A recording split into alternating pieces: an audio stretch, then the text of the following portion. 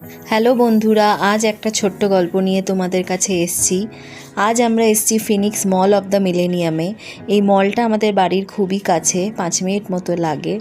এই মলটা হয়েছে 2-3 বছর, কিন্তু আমরা এসেছি হয়তো হাতে গোনা 2-3 বারই। এখানে এত ভিড় হয়, রিশান এখানে এসে এত বেশি এক্সাইটেড হয়ে যায় ভিড় দেখে, আর এত বেশি দুষ্টুমি করে, ওকে সামলানোটা খুব মুশকিল হয়ে যায়, আসতে পারি না ওই জন্যেই।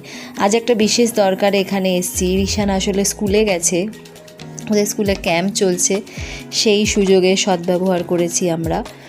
কাজটা হয়ে গেছে, এখন একটু মলটা ঘুরে ঘুরে দেখছি। সবকটা জায়গায় এত পিকচার পারফেক্ট, তোমাদেরকে একটু দেখাচ্ছি।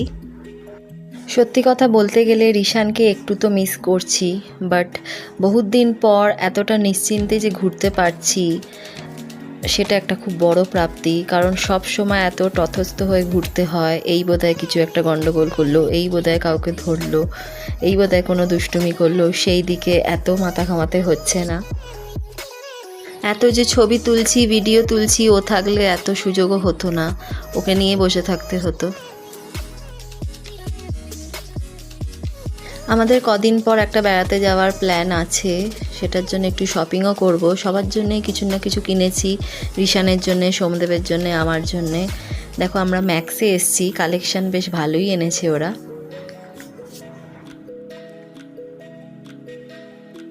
অনেকটা হাঁটাহাঁটি হয়ে গেছে, ঘোরা হয়ে গেছে, এবার যাব খেতে। খুব খিদে পেয়েছে, বাড়ি থেকে তেমন কিছু খেয়ে বেরোয়নি। চলে এসেছি ফুড কোর্টে। এখানে একটা ওয়াফেল নিয়েছি, কিটক্যাট ওয়াফেল, আর এখানে ছোলে বাটুরে নিয়েছি, কি বড় বড় দেখো।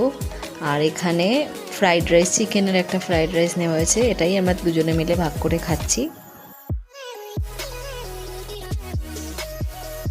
খাওয়া দাওয়া শেষ করে আরেকটু ঘোরাঘুরি করে আমরা এবার বেরিয়ে পড়বো বাড়ির উদ্দেশ্যে। অনেকটা সময় এখানে আছি। তোমাদের কেমন লাগলো মলটা আমাকে জানিও, পরে আবার তোমাদের সঙ্গে দেখা হবে। চলো টাটা।